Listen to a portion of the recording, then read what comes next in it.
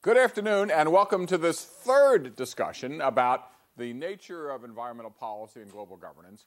Today we're going to be talking about Thomas Friedman's bestseller, Hot, Flat, and Crowded.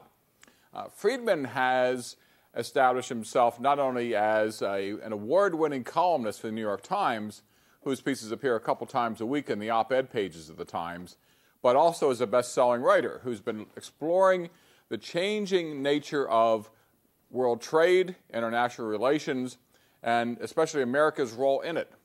And his recurring theme is the need for the United States to challenge itself to try to change and adapt its policies in ways that meet the shifting realities of the world.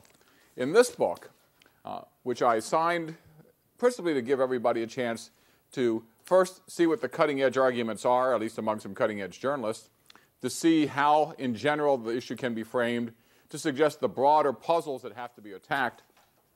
In this book is an effort to try to find a way to popularize the issue about climate change in a way that Friedman hopes will generate some action in the United States, and that Friedman hopes will have some dramatic change in the world more broadly. So our puzzle for today is, in a sense, what is it that when we start talking about climate change that we believe should, ought to, maybe must shape and force national policy change in the United States? Not everybody who's been sharing this conversation with us, of course, is from the United States. And one of the concerns about people from other parts of the world is what will it take for the United States to engage with everyone else in this next round of negotiations that will be taking place in Copenhagen. And Friedman's book is an effort to try to make that possible, both economically and politically.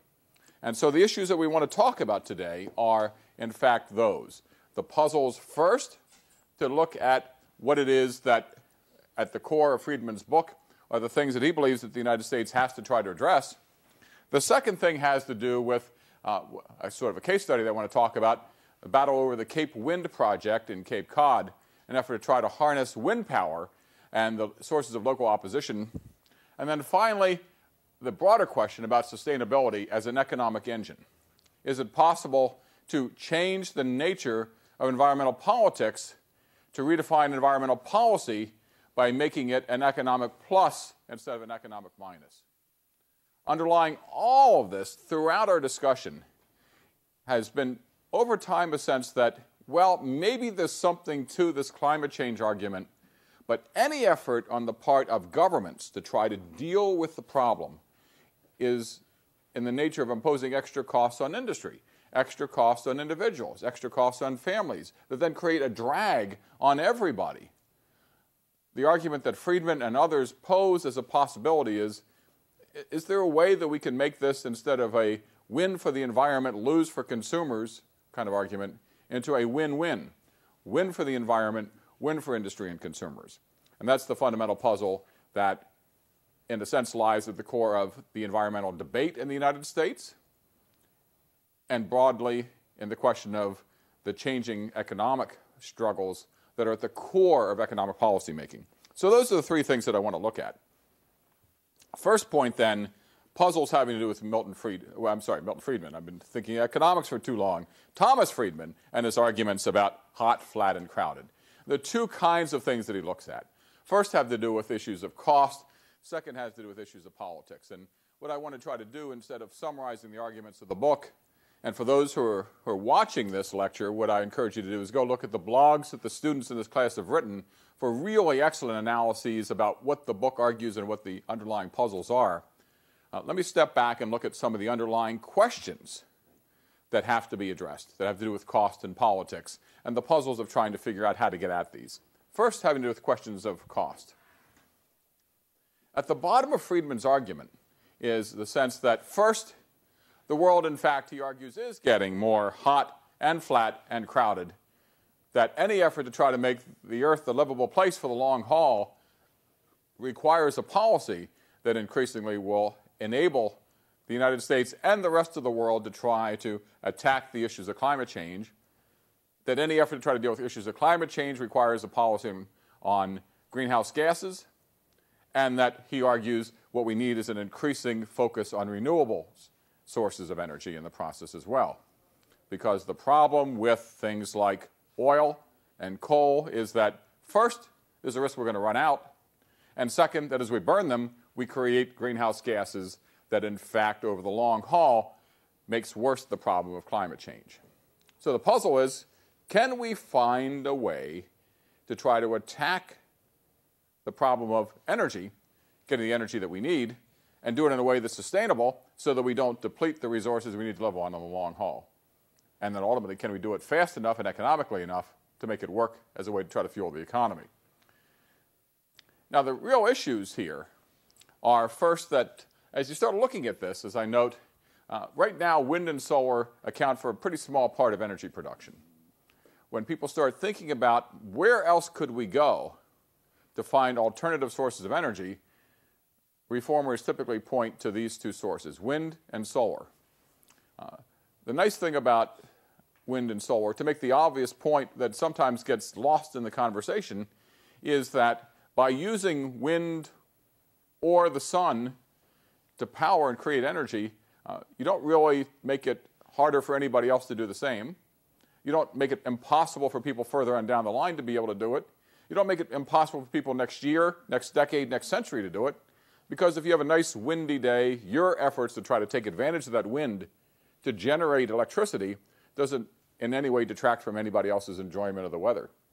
That your ability to be able to soak up sunshine and generate energy from it in no way detracts from your ability to be able to have your neighbor, your friend, today, next year, next century, be able to take advantage of that same source. So the great advantage of renewables is that it's another one of these things in this business where the label itself probably gets in the way. It's not so much that the sources are renewable, but that, yeah, they're renewable, but my use of it today doesn't detract from anybody else's ability to be able to use it tomorrow. My use of it today doesn't detract from anybody else's ability in the next town, the next country, the next continent to be able to use it today. We have this ability to be able to use sources of energy that are out there that don't deplete our ability to be able to sustain ourselves into the future, and in the process, we don't create greenhouse gases in the process. Those are two really important things. That is, we can generate energy without undermining our ability to be able to sustain ourselves in the future, and we can do it in a way that doesn't create greenhouse gases in the process. So this sounds terrific. I mean, what's not to like about this approach?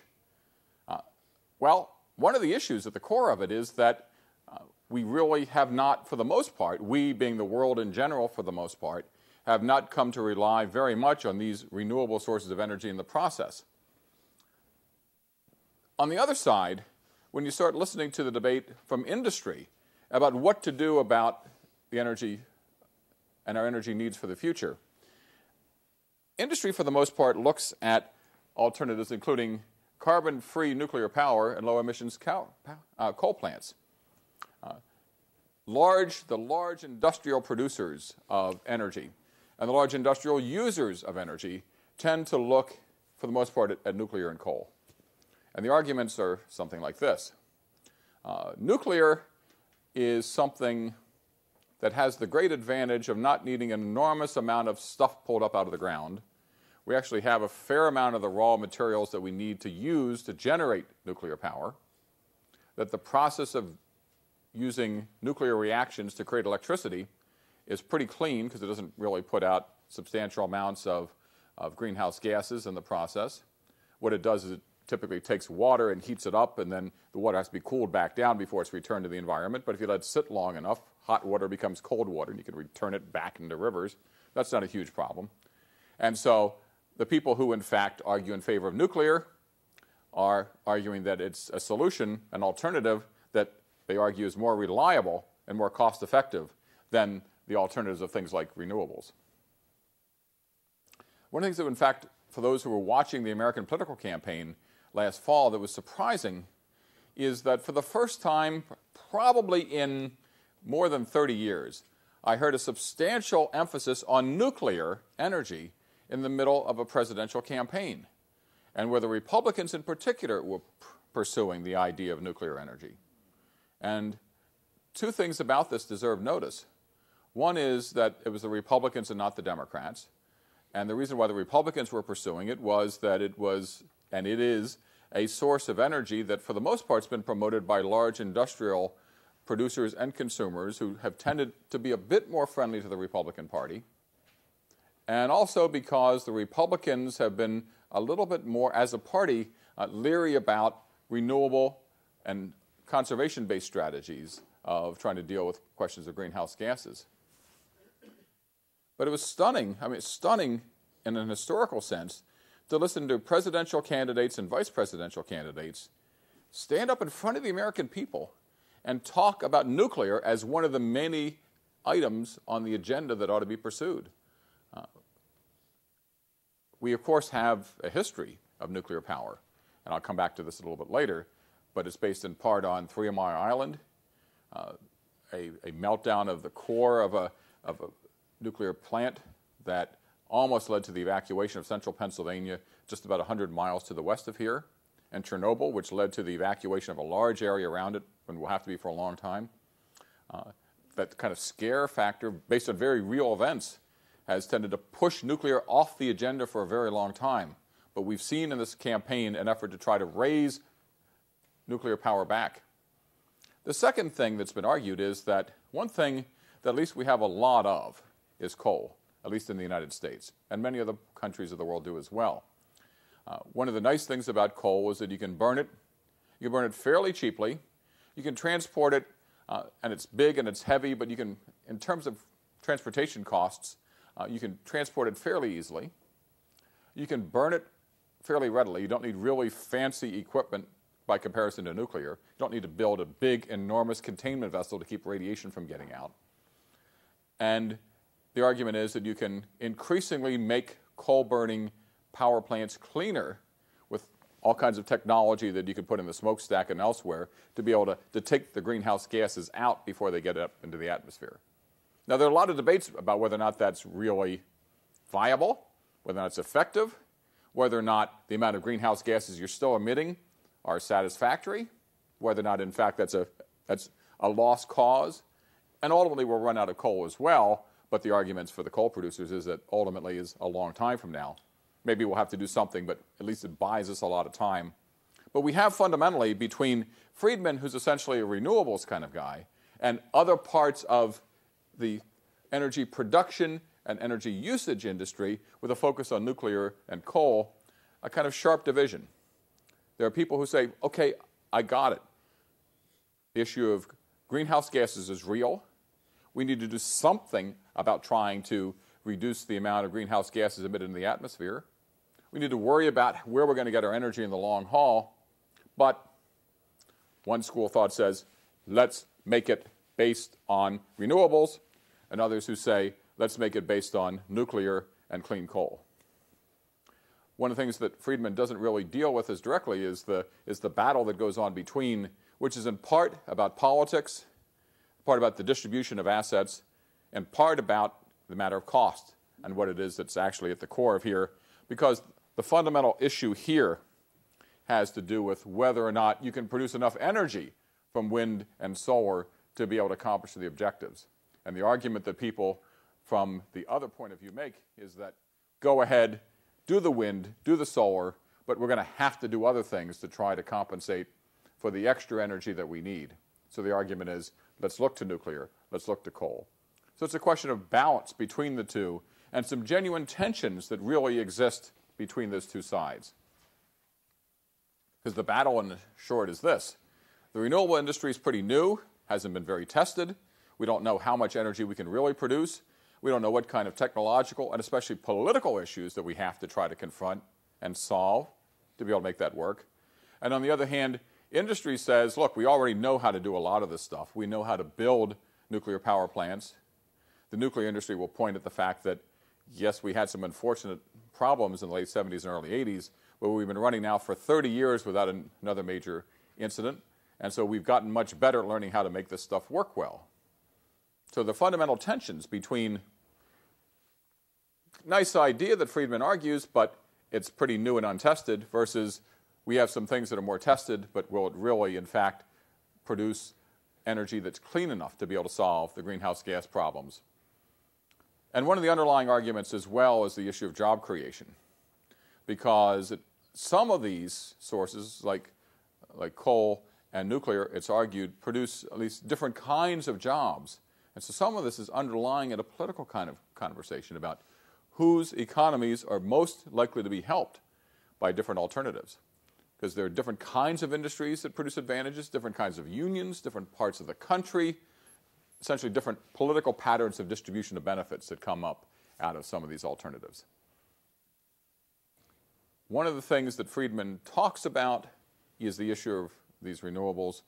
One of the questions that's hard to try to confront is the question of the underlying economics and the political battles that go along with some of that as well. So as we start trying to assess Friedman's argument, one of the fundamental questions is trying to sort out these basic puzzles of the economic cross pressures that come from new technologies versus refurbishment of older technologies, and how we can and should balance those things out. In addition to that, there's some tough political issues at the core. One of the problems at the core for us in the United States is we have to try to figure out why is it that it's so hard to get the United States into the game.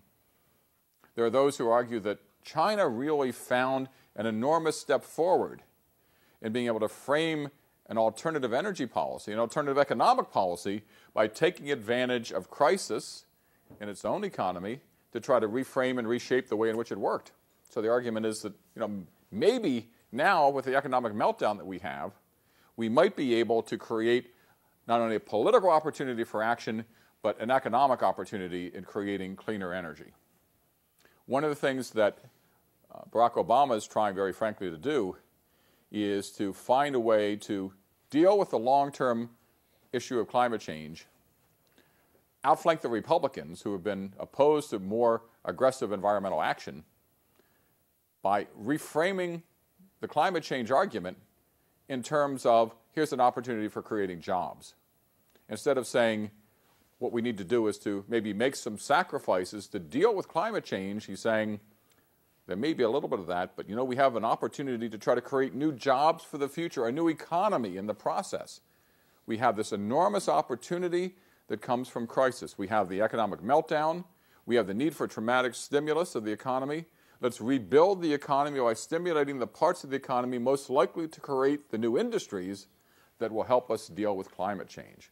It's a very clever argument, in part to try to make a case for where stimulus can be directed, and in part to try to outflank the Republicans, who have long opposed, especially during the Bush administration, efforts at climate change regulation on the argument that it's going to hurt the economy. Obama's trying to say it'll help the economy because we're going to invest in those things that are going to create new jobs.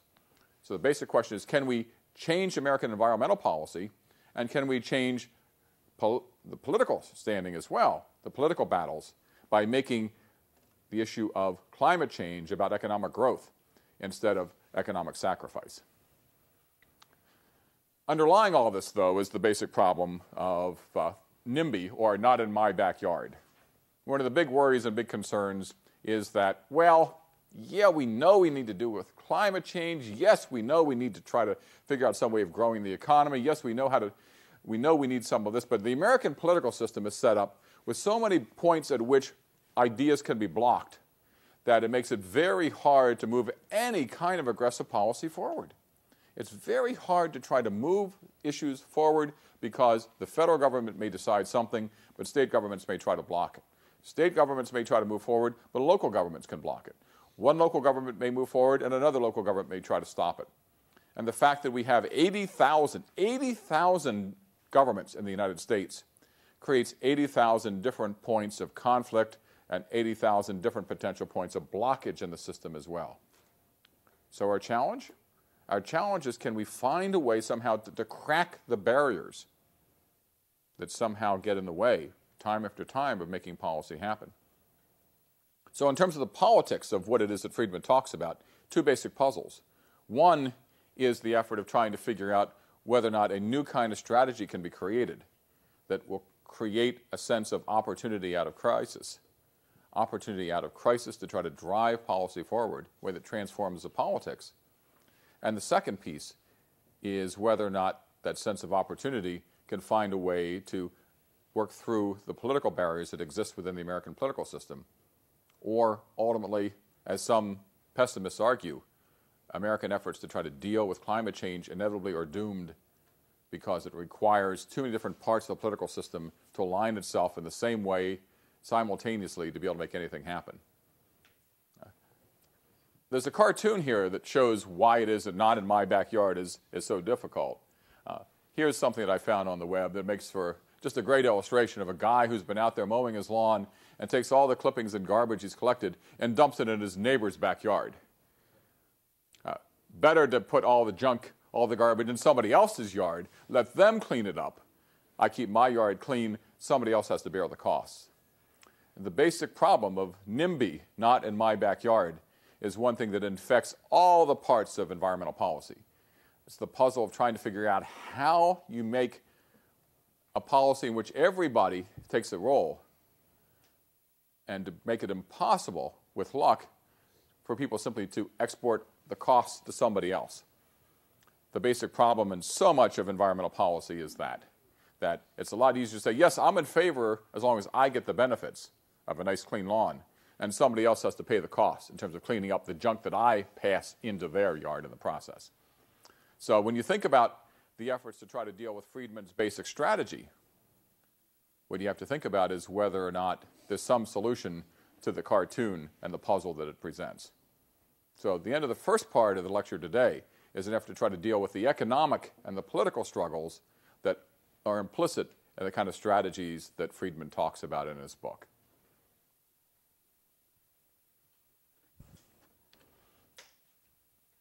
The second piece, just to give an illustration of this, is the Cape Wind project in Massachusetts.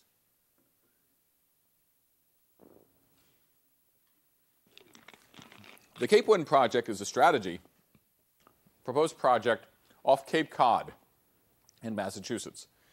Cape Cod, for those of you who are not from the United States, is a point of land that sticks out into the Atlantic Ocean off the coast of Massachusetts on America's east coast, not too far from Boston. And in fact, if you're flying in at a high enough altitude, you can see this finger that wraps all the way around Cape Cod Sound up into Boston, which is right up here. And the plan is this. The plan is to, here about 5 miles off the coast of Cape Cod, to create a wind farm that would consist of about 24 square miles, that is something about the size of Manhattan, that would have 130 wind turbines, each would be 440 feet tall. The advantage is you can produce a gigantic amount of energy. And the other advantage is this is a place that, because of where it's located, tends to have a fair amount of wind. It's not too far from the Gulf Stream. It's a place where there's a fair amount of weather that happens as well. So what you want for a nice location for a wind farm is a fairly steady supply of high enough wind to be able to spin the turbines. The turbines get spun, electricity gets generated through a generator in the turbine system, and there's a cable that goes under the water that brings the power into the mainland, and the power that's generated lights lots of homes and powers lots of factories. How much does it cost? Well, it doesn't cost you anything to actually get the wind. It costs you money to create, to build, and to operate these turbines in the process as well. Well, this is, in the eyes of the sustainability people, in the eyes of people who follow what Friedman argues, a wonderful example of what's going on, what it is that we ought to be doing. It's a premier example of what a renewable resource ought to look like. It's also stirred up an enormous amount of opposition because there are a lot of people who say, and I'll explore some of this in a moment, it's ugly to look at, it's uneconomical, it could cause all kinds of trouble. And so even the fact that it is precisely the kind of thing that Friedman argues has run into lots of collisions. Do you know roughly about how much of an area this farm would power? Let's see, I dug that up. The answer is, I think, several 100,000 homes. Now, this is a pretty substantial amount of juice that it would be creating in the process. And the alternative is we're going to need to continue to create new sources of energy. Should we put in a coal-burning power plant? Should we have something nuclear? What else can we use? And the renewable forces have argued pretty strenuously that, look, here's an opportunity to be able to harvest the wind where and the prevailing winds tend to be from this direction. So the argument is that, it's hundreds, thousands of miles from here to Europe, which would be the next place the winds would hit. What's the big deal, the argument would be? Well, the big deal, as it turns out, has to do with a lot of local politics and NIMBY politics, as well as some technical issues that are pretty complicated. The idea of wind farm generation is using to generate power is not new. It's certainly not new to the United States.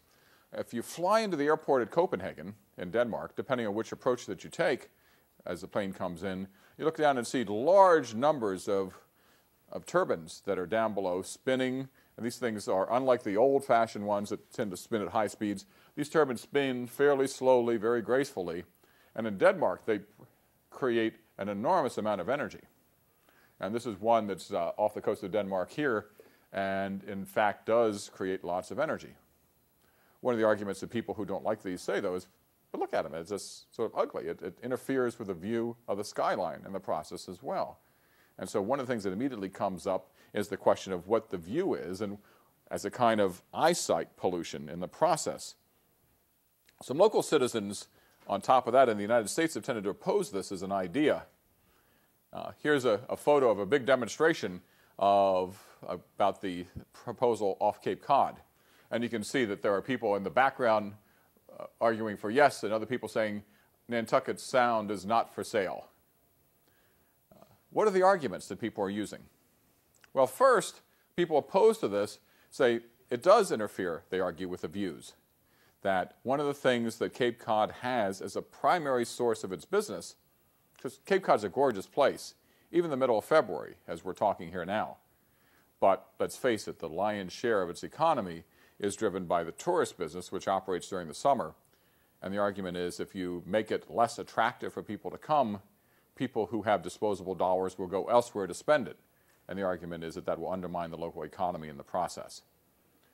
There are those who argue, and Senator Ted Kennedy is one of these folks who argues that by putting a wind farm in that direction, in that place there, would hinder navigation as people try to negotiate around it. There's a lot of pleasure boating, there's some commercial fishing again as well, and the argument is you put a lot of these wind turbines all over the place, makes it hard to maneuver around, and especially there are storms and other things that could happen. The argument is that this could create impediments to navigation. A third is electromagnetic interference, which may seem like, what's the big deal here?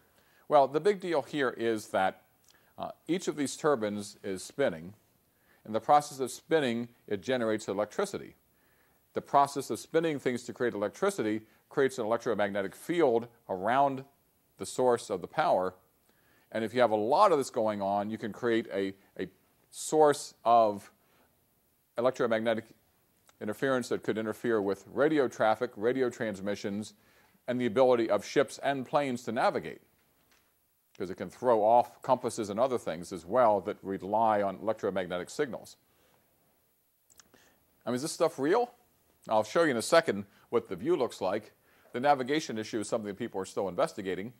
The federal government's, in fact, now exploring whether or not the electromagnetic radiation is likely to be large enough to really cause a serious problem. But, these are not trivial issues that need to be balanced in the greater order of things. Would it be better to, say, build a coal power plant on the tip of Cape Cod? That would certainly not be very pretty to look at, and it would cause all kinds of other problems as well. People wouldn't want to have that. But the argument, of course, is, well, let somebody else put in the coal-fired power plant. We don't need to have this in our backyard in the process. And that's where the argument continues to go. At this point, a federal agency has just created and completed the first major environmental impact assessment, and they've approved it to go ahead. But the battle has by no means been finished at this point.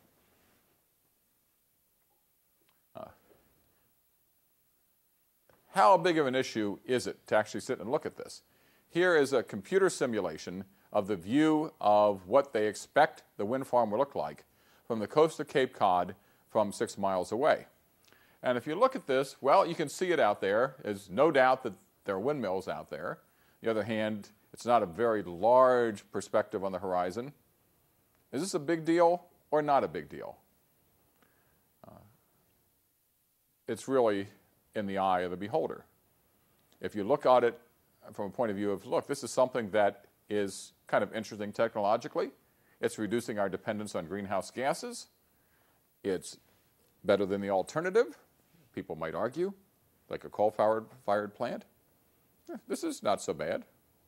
On the other hand, if you're selling a pristine view, you want to be able to come up there to really get away from it all. You want to look at it as something where you don't have to worry about views that might distract.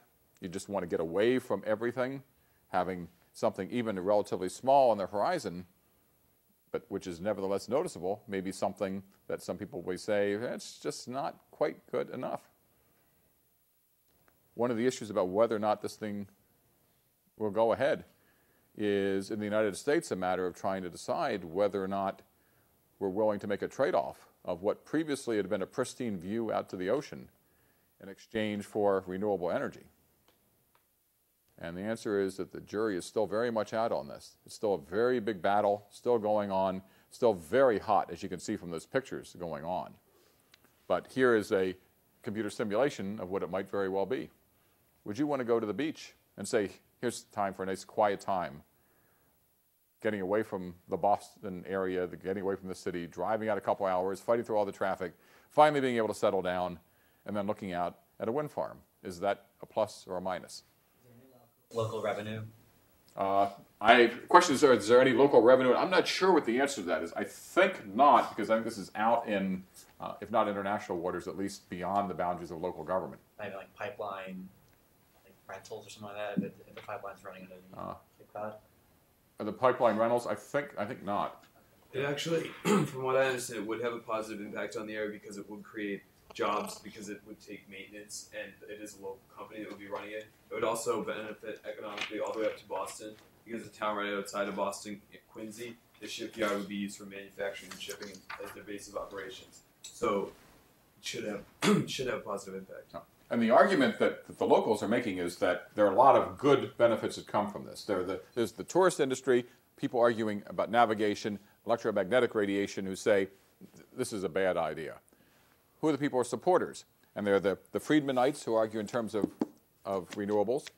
They're the people who are going to get jobs from the local companies that were going to be in charge of building and maintaining these things, because these are not just sort of pinwheels that you can just put up on the end of a stick and have them spin. It takes a fair amount of maintenance to keep these things going. They have to be not only lubricated, but there are a lot of moving parts that have to be kept in shape. And so there is a continuing supply of jobs, as well as transportation and all the rest of the pieces that come along with that. The jobs that are going to be created are different than the ones that would be created, say, by a new power plant that would be coal-fired.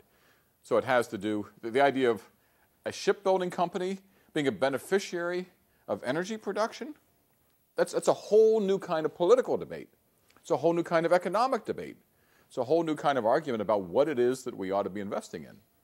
So note that there are winners and losers, and by some of these technologies, some people win who otherwise wouldn't have been in the game, and other people who might have been in the game may not even be playing. And so there are significant economic benefits. This is not a cheap thing to build. And so there's a lot of money that will be spent locally to be able to get this up and running. But there are others who argue that we just don't want this to happen. I mean, who is it who's going to be in favor? People, for example, in the shipbuilding business and the other local companies that are involved in producing this equipment will be able to say, this is just a great idea. There are people who are saying, look, I own property on the Cape. I bought it here so I wouldn't have to look out on a wind farm. I think this is a terrible idea. And so who wins and who loses depends a little bit on what the balance of interest is on all of these issues. But all you can do is just look at that and decide, is that a cost sufficient that you would want to bear it in exchange for the benefits that have been promised? And the answer, as with all interesting things that are political and policy, is it depends. It depends on whether or not it's your land, your view, your job, your benefit. And the answer is it depends really completely. But this is an industry, a business, a set of issues that are going on in a very broad way. Similar kinds of things to this are being proposed for Delaware and Georgia It turns out that in Massachusetts, the local public opinion polls have been a bit against the idea of putting in this wind farm. In Delaware, there was a poll that was taken, and people down in Delaware, which also has a coastline and which also has the possibility of creating energy from wind farms, the majority of people there say, this doesn't sound like such a bad idea. We'd be in favor of that. So the local politics changes a bit. And in Georgia, they're debating this as well. In Texas, Texas is the nation's largest producer of wind-based energy. And here you see a part of the Texas Horse Hollow wind farm, which consists of 421 turbines as a whole, and it's the world's largest wind farm. Texas is a large area, flat and open. It's not exactly the windiest part of the United States, but it generates plenty of wind as it goes across the flat prairie. If you look across that part of Texas, which is up in the sort of northwestern area of Texas, it's flat. There aren't a lot of mountains. There aren't a lot of hills. There's not a lot of anything other than cows. And so there aren't a lot of people around to say, stop this because it's a bad idea. There are a lot of energy producers who have seized on this as an opportunity, and they are generating a substantial amount of energy out in this part of Texas.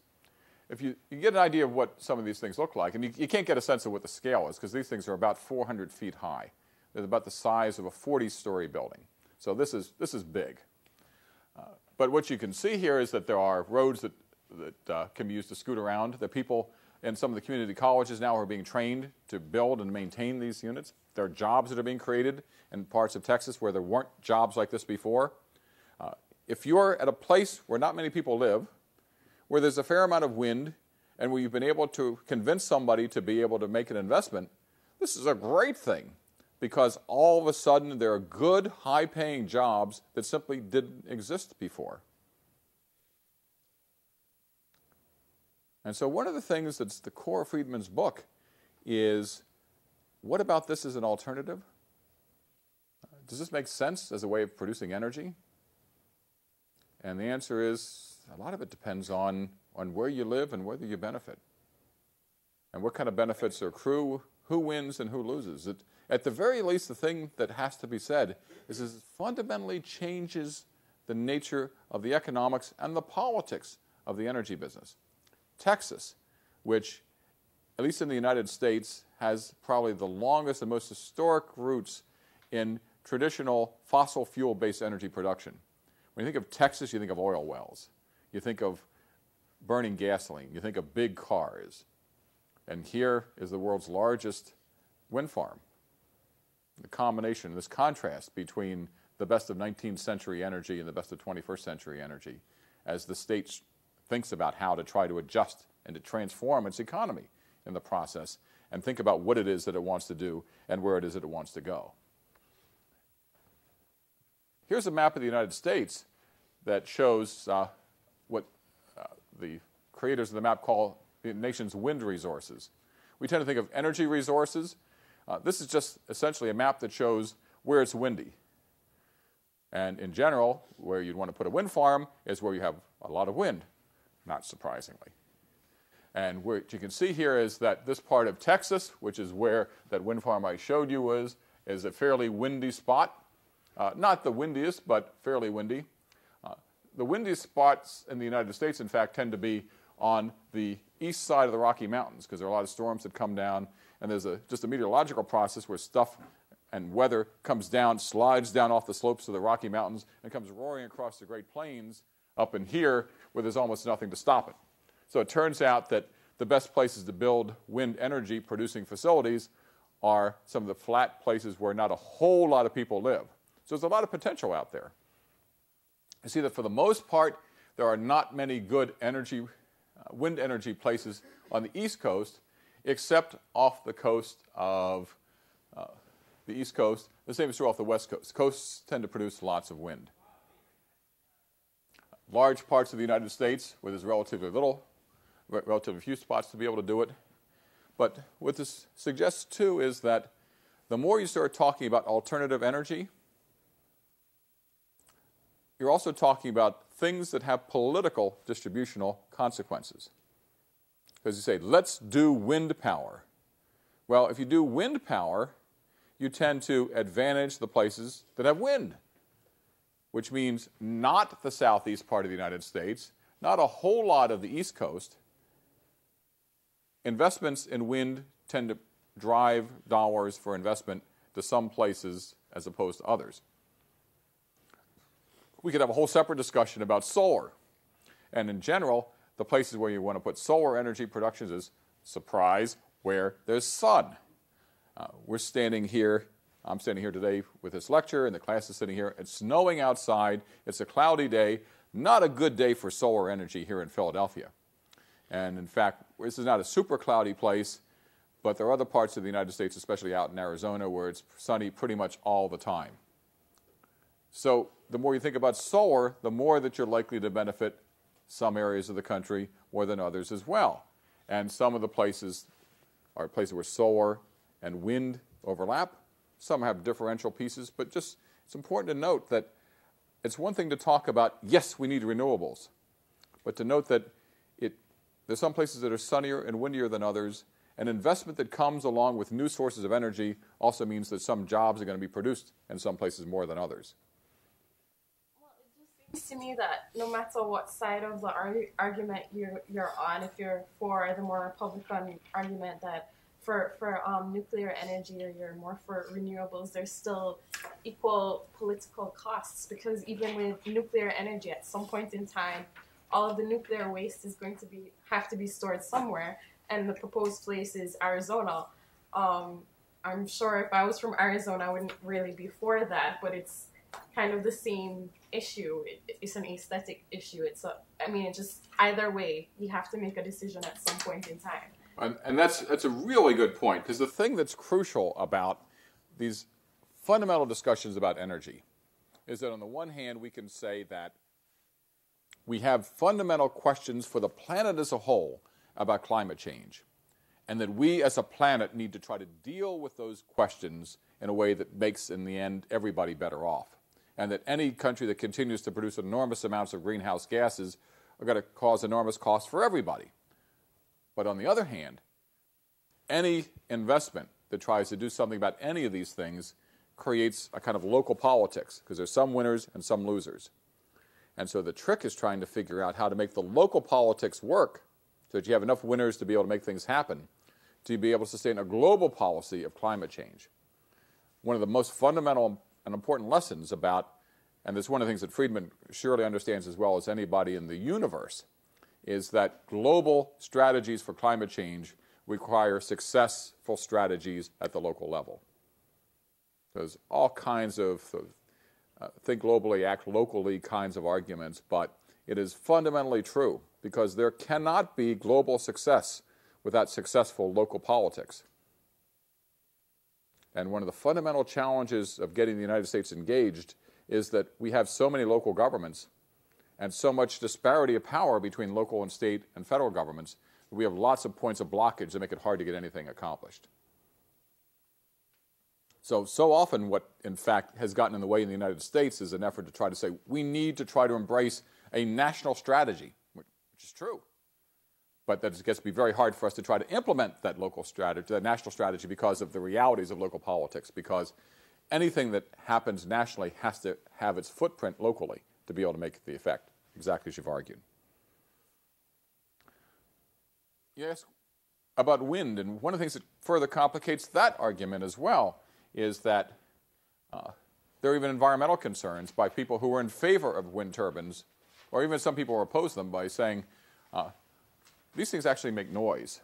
There's a kind of whirring noise that comes along with them, because there's not only the noise of the blades turning, but the generator itself makes noise.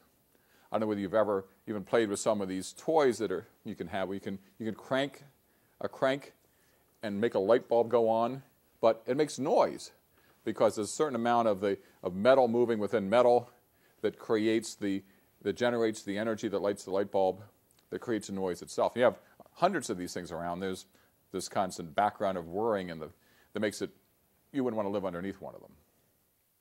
Second thing is a concern about the visual impact. A lot of people, unless you're making a lot of money by working on these things, don't necessarily have to look at them. which is why, in general, so far they've been built not in the middle of cities, but further away so people don't have to see them.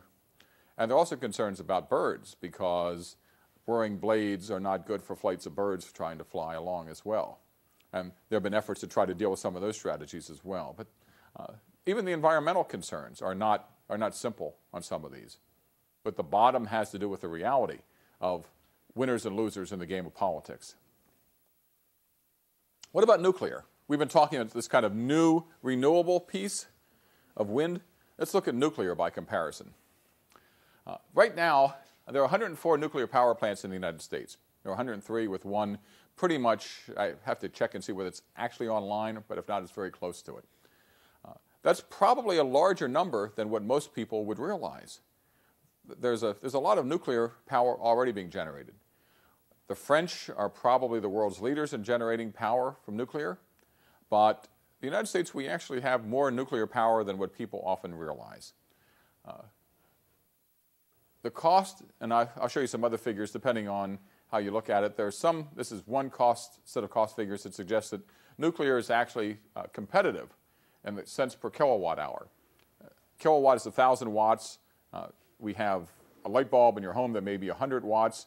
A kilowatt is 1,000 watts, and a kilowatt hour is the amount of power that's required to keep 1,000 watts burning or being used over the course of an hour. So that's how much it costs for you to be able to do that. And nuclear is a bit less expensive, according to some economic analyses. Again, I'll show you some alternative figures in a second. The problem is that, especially after 3 Mile Island, there just has not been the need, hasn't been a demand for new nuclear facilities. The last unit in the United States that entered commercial production was in 1996 in the Tennessee Valley Authority, and the last successful order, the last order for a plant that was made was in 1973.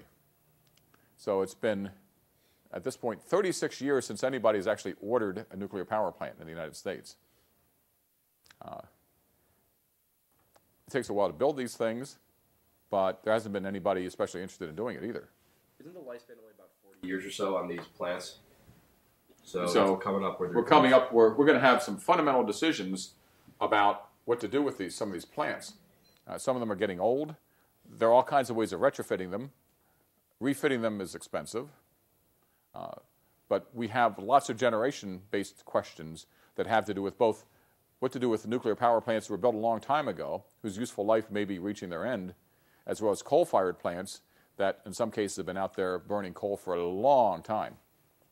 What are these costs based on? Is this based on the labor needed to produce it? Is it based on what coal actually costs, what it costs to find uranium, and whatnot? It's based on just the total. The question is, what's the cost of this, and it's based on whatever the total cost is, from cost of the workers on the inside to bring the coal up out of the ground, to transport the coal to the plant, to go find the uranium, to put it into the plant, to be able to operate it, for the inspections, the compliance, for the entire piece.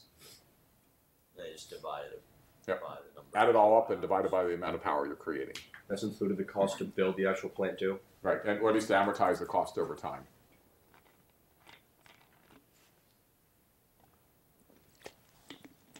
Now, again, there are some different pieces, different kinds of analysis. Here's another one that's based on a study that was done at the Massachusetts Institute of Technology, and this is based on somewhat different analyses, and it has to do with cents per kilowatt hour, and it suggests that, again, different kinds of coal, different kinds of nuclear, whether or not you find a way to reduce construction costs, one of the things that drives up costs, it takes a long time to build these. If you make the construction time shorter, the sooner that you get into production, the less it costs. You don't have to spend a lot of time spending money without doing anything with the money that you're spending. You can reduce the cost of capital. You can use different kinds of coal in the process, whether you pulverize it or what size of pieces, because it burns differently. The basic argument a lot of people make is that, wait a minute, if you find a way to put a carbon tax, that is, you tax people who use carbon-based products like coal or gasoline or oil that are not renewable, that is, they burn out, we're going to run out of them, and that create greenhouse gases, and you use that to try to levelize the cost to create incentives for people to go and make investments in things that are more renewable, that don't produce greenhouse gases, and are not likely to run out as much, you can quickly change the economics of this fairly quickly. And the argument is that if you want to try to shift energy production out of coal, say to nuclear, we can change, government can change some of the technology by changing some of the economic incentives that lie behind it. Is this a good idea? I mean, do we want to try to encourage that to happen? Well, the answer is, if you're in the coal production business, if you're in the coal energy business, this is a terrible idea. I mean, why would you want to have somebody hurt your business? If you're a company that would like and that can and that has built nuclear power plants, this is terrific because you say to members of Congress, look, we've got climate change issues. We can make nuclear more competitive. What we're doing is, yes, I mean, coal was maybe a little bit cheaper for now, maybe, according to some economic analyses, but at the cost of what? At the cost of putting greenhouse gases up in the atmosphere that we're all going to have to pay for. Why not tax some of that to be able to recapture some of the long-term costs and use it to try to shift the incentives for people to engage in nuclear production? We'll get into much more of the economics and the politics of this, but the important point now is to at least make the argument, at least recognize that the differential politics, because if you say, carbon tax, good idea. I mean, it helps nuclear, hurts coal, and that changes and shifts the politics. And it also gets into the question of the economics about what kind of economic incentives exist and would you like to have exist in exchange for the kind of policies that you want to desire, that you in fact desire and would want to try to change. And it has to do with fundamental questions about what role can and should, and some people argue must, government play to shift the incentives among different alternative sources of energy. Another question, isn't there an issue with getting the license to make a nuclear plant? Isn't it extremely difficult and tons of processes that you have to go through that makes it almost impossible? I mean, just it's completely not economically feasible because of all of the processes you have to go through before you could even think about. Yeah. I mean, the argument is, why go nuclear? Because it's just such a pain and so expensive to go through. And the reason why it's so complicated is that nuclear stuff it's a fairly straightforward technology, but if anything goes wrong, it has the risk of going really wrong. The people around Chernobyl are not going to be able to go back to their homes for a long time. So you want to try to be careful about that. There's an argument about whether or not we've gone too far. There's also an argument that we've learned a lot in the meantime about how to build safe plants. And so if we could find a way to change the economic incentives, we might be able to go much better, much more quickly towards sustainable energy. The problem is trying to get people past the Chernobyl, past the 3 Mile Island barrier, and on the other hand, to debate, as Friedman does, whether or not other sources of renewables are in fact a better, healthier, and safer way to go. One of the fundamental questions, as a couple of you pointed out, is where to put this stuff when it's done. One of the big questions is that in nuclear power plants, one of the side effects is that the material that's produced is highly radioactive for a long time. I mean, how long? The answer is about 10,000 years. How long is 10,000 years? The answer is it's a long time. How long? Well, it's longer than the recorded history of life on Earth. People have been writing stuff down much shorter than the time that have to be put into place to be able to make storage of this waste safe for the long haul. What is it that would be a safe place to put this for a long haul? The answer is, truth be told, nobody really knows for sure because we don't have experience. We don't even have experience with writing things on tablets or paper or computers or anything for that long of time. So we don't really know for sure what's likely to work. The best guesses of the scientists is that the thing that's most likely to work is put it in a geologically stable formation, that is something that's not likely to have earthquakes or to move, something that's been there for a long, long time, that's going to be there for a long, long time, bury it inside a mountain, close the door, throw away the key. And the current American strategy is Yucca Mountain in Nevada. I actually once served on a government commission and was involved in the process of trying to look at some of these issues. And at one point in my life, I actually stood at that spot right there. And I want to tell you, you may have been to desolate places in your life, but there's nothing quite like standing up on top of Yucca Mountain and looking around, and there's just nothing for 100 miles in any direction. And from up there, you can see a long ways. There just is nothing to be seen, and it is about as desolate a place as you can get. And the argument is that it's stable, and it's about the best place that they had. The scientists have been studying this for a long time. It's in Nevada, 100 miles from Las Vegas, which is the largest city that is anywhere close to it. Actually, when we went out there, the closest building that we actually passed was one of Nevada's famous brothels that actually had a flashing light on the top of it that we drove by on the way in. We were in government business, so we in fact drove past it, I promise you. But when we were there, the argument was that this was a stable facility. Well, a week after we left, there was a small earthquake that broke the windows in some of the buildings we had driven by. Nothing is 100% sure, but the problem is you got to put it someplace. And one of the great unresolved questions about nuclear power is the question of where to store it in the long haul. The French have pursued a different strategy of trying to take the waste and put it essentially in a kind of solid and encase it in a kind of glass that is easier to handle, easier to store, and protects it from stuff eating through over time. But nobody really knows what it's going to be like in 100 years, 200 years, 1,000 years, let alone 10,000 years, because we just don't have experience. We've only been doing nuclear since the 1940s. So we don't know for sure what kind of stuff is really going to work. But that ultimately, to be able to solve the question of nuclear, we need to figure out where to put the waste. And that we also have to try to make sure to safeguard the material, to make sure the people who shouldn't have spent nuclear fuel can get their hands on it to reprocess it for use in nuclear weapons. The current strategy is a non-strategy in the United States.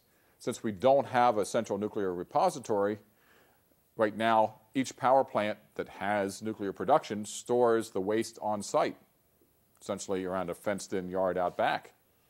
And that has the advantage that nobody in particular has to agree to accept it all. One of the things that Nevada's representatives are not thrilled about is the idea that they get to be the lucky winner of the nuclear sweepstakes and all the country's nuclear waste gets to go to Nevada. Nevada's representatives are not thrilled about that idea. What we have now is a strategy where it's scattered around the country at each facility. But it's much harder to safeguard it. It's much harder to protect it. And you also have just the risk that it's scattered in so many sites around. You multiply the number of places you have to safeguard along the way. What's the right answer? We're still, both in the scientific and the political communities, working our way through that. But the basic question about nuclear ultimately hinges on that. These are two case studies that deal with the fundamental questions about what to do with a world that is increasingly hot, flat, and crowded. The sustainability argument of the sort that Friedman argues, and the new versions of existing technology argument of the sort that people in industry raise. And you can see lots of interesting puzzles, some of which have to do with changes in technology, some of which have to do with basic questions of economics, some of which have to do with questions of politics and distribution of winners and losers.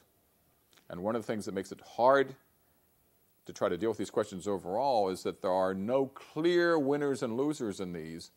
And one of the things that makes it hard in the United States to deal with these issues is that we have so many points of blockage in the decision-making process that it makes it difficult, given the uncertainties, for lots of people who either are or worry that they might be losers to stop the process along the way. And the real question is how the rise of concern about climate change affects, in the long term, the puzzles about what to do about the strategies that are used along the way. The last piece that I want to look at today are some of the efforts and maybe the possibilities of changing the politics. Because one of the things that's happened, as I suggested, is that just in the last year or so, the Democrats have tried to change the nature of the political game. Try to change the game from one in which the Democrats were viewed as, yes, well, you love the environment, but it has enormous costs for jobs and for the economy. To a strategy where you can be in favor of the environment, in favor of an aggressive strategy on climate change, and create jobs in the process. Is this going to work? There's a question of whether or not it works economically and whether it works politically. And I don't want to try to even begin to answer that question, but I want to at least try to frame that question carefully. One of the things that the Obama administration has done is to create a middle-class task force. And the first meeting of the middle-class task force is going to be here in Philadelphia in 3 weeks. And the thing that they're going to be focusing on is the creation of green jobs. It's a way, they would argue, to try to rebuild the middle class by creating new jobs that are designed to try to make things, in fact, work in a clean kind of way. Let me see if I can...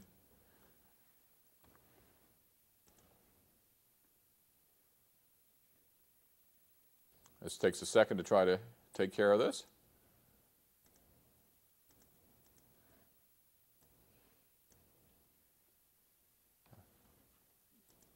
And here it is. This is Vice President Joe Biden, who's talking about the middle class task force. And one of the things that they're talking about is a meeting here in Philadelphia, and it's worth reading this. I have the link on the website for those who may be watching this on the web, but let me just read some of the pieces. The task force's first focus will be green jobs as a pathway to a strong middle class. Read this as a political strategy purely and simply, as well as an environmental strategy. Green jobs are jobs that provide products and services which use renewable energy resources, reduce pollution, conserve energy and natural resources, and reconstitute waste. So what's the big deal for the middle class? Well, quite simply, it means jobs. At a time when good jobs at good wages are harder and harder to come by, it is critical we find new and innovative ways to create more jobs. Building a new power grid, manufacturing solar panels, weatherizing homes and office buildings, and renovating schools are just a few examples of ways to create new, good quality jobs, green jobs, and strengthen the foundation of this country at the same time. Second, more green jobs mean more money in your pocketbook at the end of the month.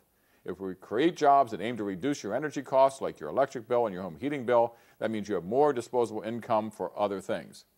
So here's a really interesting strategy. Look at it just purely as a matter of politics first, in which the Obama administration is trying to shift the game in a way that makes people winners, makes the middle class winners out of environmental policy. Sell green policy as a job creation strategy. The Republicans, needless to say, are a bit worried about this because if, in fact, the Obama administration succeeds, they've been able to couple climate change, the global setting, the Friedman argument, middle class, and job creation all in one package. It's a very clever piece. The question is whether or not it works, whether or not it will work, but Vice President Biden is coming here to Philadelphia to talk about this. One piece here. Beyond that, there is here in Philadelphia an Office of Sustainability, and going green and a focus on sustainability here in Philadelphia with a focus on an Office of Sustainability that's been created that, among other things, talks about lighting upgrades in city buildings, improvements in traffic lights, solar hot water panels, a green roof at the Philadelphia Library's central branch, and a whole variety of things to try to do some of the things that the Obama administration is talking about doing here in Philadelphia.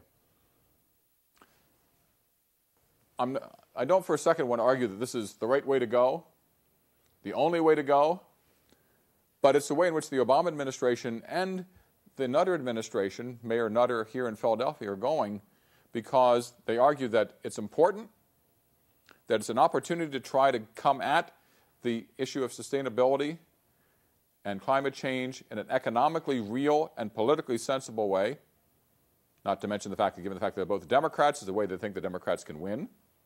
They argue it's a way to create jobs in the process and transform the economy. They argue it's an opportunity for people to win the game, for them to win the game for everybody to end up better off, and to be able to get the United States into a different position in terms of its role on the global debate on climate change.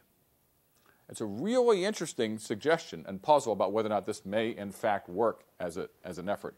We'll come back and talk about this much more as we get into the rest of the class. But a summary for what we're talking about today before talking about next week. The basic points for today to remember is that Friedman raises a challenge of a world that's hot, flat, and crowded, he says. But in the middle of all this comes an important collection of alternatives for which there are really no easy answers. It's a matter of first asking whether or not the problems are real, and second, if they are real, whether or not what we want to do is to try to get at a set of renewables, and he focuses more on that in terms of, say, solar and wind, whether or not we can solve the problems that come along with creating those energy sources, and to try to deal with the tough politics, but then also the questions of coal and nuclear and other kinds of more traditional sources that we might be able to use. And then finally, whether or not in the United States in particular, we can break the political logjam that has prevented the United States from engaging the rest of the world in the climate change argument since certainly the Kyoto Protocol, and looking forward to the Copenhagen round of negotiations coming as well. And the fundamental question here is whether or not the Obama strategy is likely to work, to be able to take climate change and to use as an argument for economic growth that would benefit the middle class. As I said, I don't want to in any way prejudge the answer to that question, but just to note how fundamentally different that formulation of the question is and what a potential impact it might possibly have in the way in which the debate is framed. It's at least a completely fresh way of coming at this. It's one that Bill Clinton in his after-presidency time is making the argument. It's one that Al Gore has been making as well, and it's a flag now that Barack Obama has picked up. The Republicans will challenge it for sure, and they'll challenge it on the grounds that it's economically inefficient, that it's not clear that the problem is one that needs to be solved in this kind of way. But it's an effort to change the politics by changing the economics, and by changing the politics and the economics to change the efforts to try to deal with climate change more broadly. Mighty interesting set of questions that we'll come back to as we go deeper and deeper into this course. And one which, as we compare what we're doing here in the United States, it will be fascinating to compare with the strategies and efforts that are being advanced in other parts of the world. It's an effort of whether or not, a question of whether or not the United States can leapfrog the global strategy by redefining the way in which it comes at some of these basic questions. So that's our discussion for today. For next week, we're looking much more carefully at some of the environmental questions that lie at the core of this with the book by William Nordhaus, and we'll come back and talk about those puzzles next week.